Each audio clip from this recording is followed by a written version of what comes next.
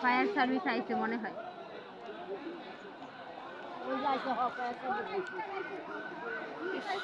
Guys দেখেন এখানে খুবই খারাপ।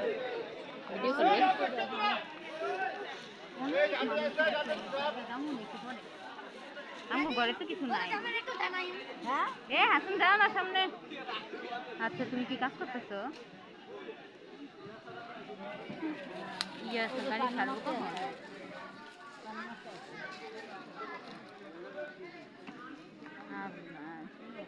শেষ হইব কখন?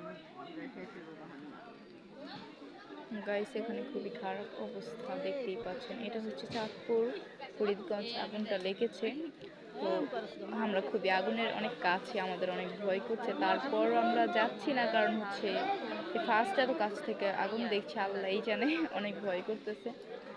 তো দোয়া করবেন, আল্লাহ জানে যাদের এমন অবস্থা হয়েছে তাদের কি হবে।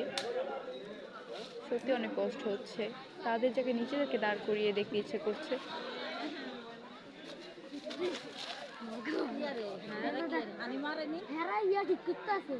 তো আমি যতটুকু শুনেছি মূলত এই আগুনটা লেগেছে হচ্ছে কারেন্ট থেকে।